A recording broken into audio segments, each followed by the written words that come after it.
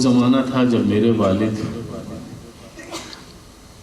میں اپنے والد کی انگلی پکڑ کے محفلوں اور مجلسوں میں جاتا تھا اور سبط جعفر اپنے والد کی ساتھ شرکت کیا کرتے تھے۔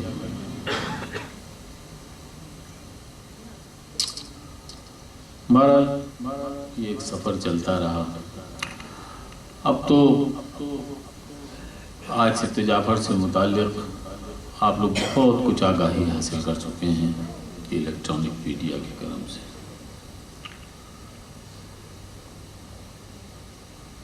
میں تو کچھ اجمالی سا ایک جائزہ اس کی زندگی کا لینے کے لیے آیا ہوں۔ وہ مجھے بڑا بھائی کہتا تھا، اور جو سعادت مندی، جو محبت کا وہ اظہار کیا اور جو انہوں نے زندگی جس طرح برتی وہ ناقابل بیان ہے۔ اور ہمارے اس تعلق کا مقصد جو تھا، سبط جعفر نے میری بہت باتیں مانی، لیکن آخری بات شاید زمانہ حائل ہو گیا تھا جہاں وہ کام جو اس کو میرے لیے کرنا تھا، آج وہ تعزیت کا کام میں اس کے لیے کرتا۔ اصل میں تو یہ اس کا فرض تھا، وہ بڑا چھوٹا تھا۔ میں خوش تھا، میرا ایک بھائی، میرا ایک دوست، میرے وقت آخر کا ساتھی، میرا وہ ساتھی آج بچھڑ گیا۔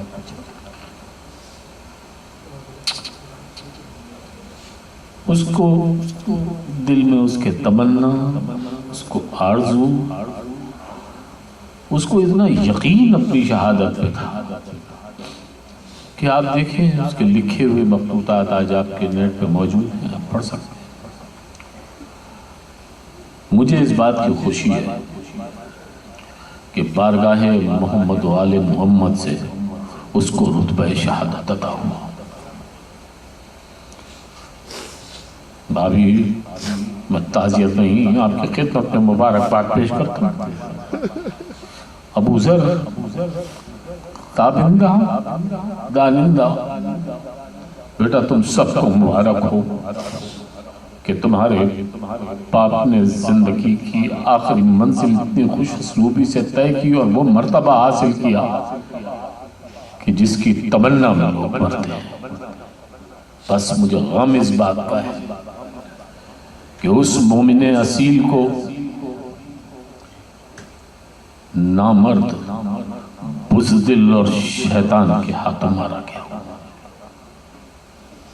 بزدل میں اس لیے کہتا ہوں کہ اس نے تو اپنے کلام میں لکھ کے گیا کہ جب میں شہید ہوں گا تو میرا تو جنازہ دھوم سے اٹھے گا، اور دنیا نے دیکھا کہ سبط جعفر کا جنازہ کس دھوم سے اٹھا۔ اس نے اپنے قاتل سے سوال کیا، کیا تو بھی کسی کو یہ بتا سکے گا کہ تو میرا قاتل ہے؟ واہ واہ واہ، یہ بزدل، واہ، وہ بزدل اصل میں، جیسے ابھی سہولت بھائی نے کہا کہ شہادت ہماری وراثت ہے۔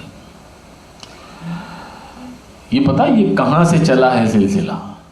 جناب سیدہ صلوات اللہ علیہ نے دعا کی تھی اس قوم کے لیے، اس کو بشارت دی تھی جنت کی۔ اس کے آنسوؤں کی قوت کو دیکھیں۔ اصل مسئلہ یہ ہے کہ صرف کائنات میں ایک ہی قوم خدا نے پیدا کی ہے جو ظالم اور بد کردار کو بے نقاب کرتی ہے۔ ماشاءاللہ ماشاءاللہ ماشاءاللہ۔ جو ظالم کو، بد کردار کو، کافر کو بے نقاب کرتا ہے وہی ظلم کا شکار ہوتا ہے۔ واہ، اور یہ سلسلہ کب سے چلا ہے؟ یہ کربلا سے چلا آ رہا ہے۔ حسین نے کیا کیا تھا؟ کیا خطا تھی حسین کی؟ حسین کے ساتھیوں کا کیا قصور تھا؟ صرف یہی کہ انہوں نے ایک ظالم، ایک جابر، ایک کافر، ایک اسلام دشمن کو بے نقاب کر دیا تھا، اس کی بیعت نہیں کی تھی۔ آج کیا ہے؟ حسین کے ماننے والے کیا کرتے ہیں؟ کسی کو برا کہتے ہیں؟ نہیں، ذکر حسین کرتے ہیں، ماتم کرتے ہیں، آنسو بہاتے ہیں۔ پھر جو لوگ یہ دیکھتے ہیں ان میں یہ سوال پیدا ہوتا ہے کہ یہ حسین کون تھے؟ یہ روتے کیوں ہیں لوگ؟ یہ آنسو کیوں بہاتے ہیں؟ یہ ماتم کیوں کرتے ہیں؟ اس کی وجہ کیا تھی کہ حسین پہ ظلم ہوا تھا. کس نے کیا تھا ظلم؟ یزید نے کیا تھا. یزید کون تھا؟ اب اس کے آباء و اجداد کی فہرست سامنے آتی ہے تو لوگ اپنے بدکار آباء و اجداد پہ پردہ ڈالنے کے لیے ان لوگوں پہ ظلم کرتے ہیں جو اس مظلوم کی یاد بناتے ہیں. واہ واہ واہ واہ واہ واہ. یہی قصور تھا سبط جعفر کا. میں تھوڑا سا آپ کو بتاؤں کہ اس شخص کی بہت چھوٹے پن سے شوق تھا سوزخانی کا. جناب عظیم المحسن قال اللہ مقامہ کے ساتھ پہلی مرتبہ انہوں نے ان کے بازو بن کے شریک ہوئے اور پھر رفتہ رفتہ انہوں نے وہ ملکہ حاصل کیا کہ 2 مستند سوزخان استاد واحد علی خان اور استاد معشوق علی خان کے بستوں کے وارث بن گئے. تو دوران تذکرہ ہم لوگوں کے صبح شام نشستیں ہوتی تھی، بیٹھتے تھے اور کوئی مشغلہ ہی نہیں تھا سوائے اس کام کے نا. تو میں نے کہا سبط جعفر اتنے بڑے بڑے بزرگ گزر گئے اور اب یہ ایسا لگتا ہے کہ یہ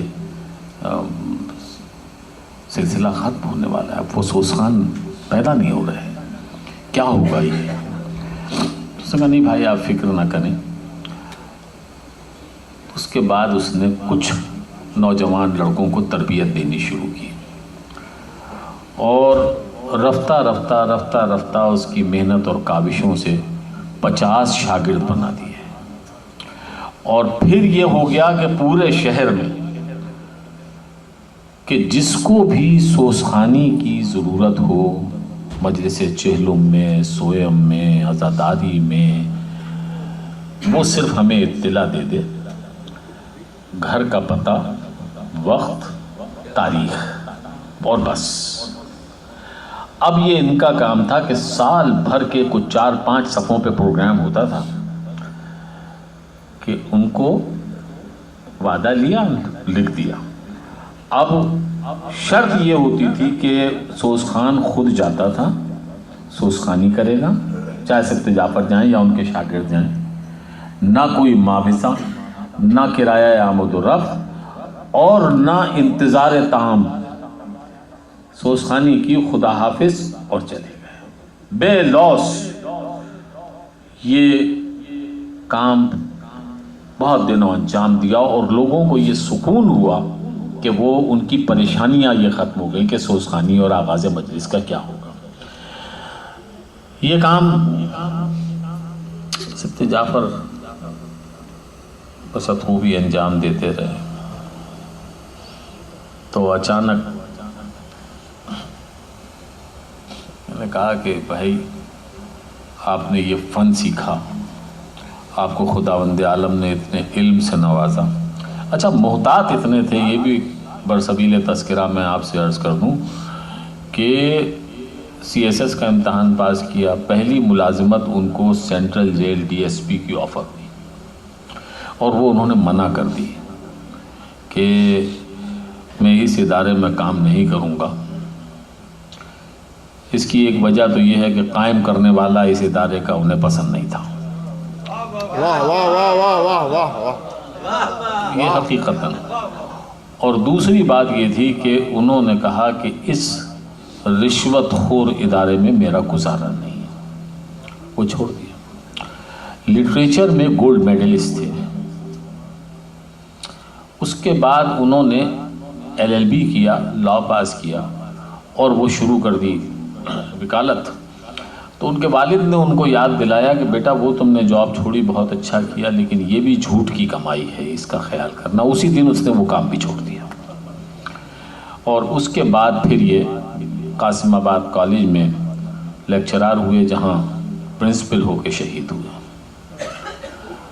اتنے محتاط کہ جب تک یہ پتہ نہ چل جائے کہ آدمی خمس دیتا ہے یا نہیں دیتا، اس کے گھر کا پانی نہیں پیتا.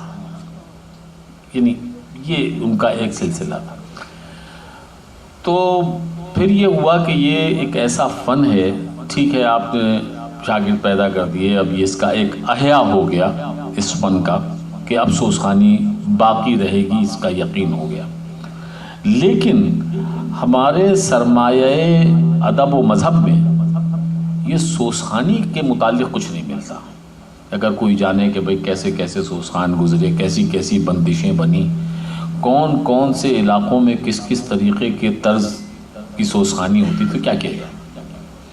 تو میں نے کہا کم سے کم آپ ایک مضمون لکھ دیجیے تاکہ میں اسے محرم ایڈیشن میں چھپوا دوں 9 محرم کو.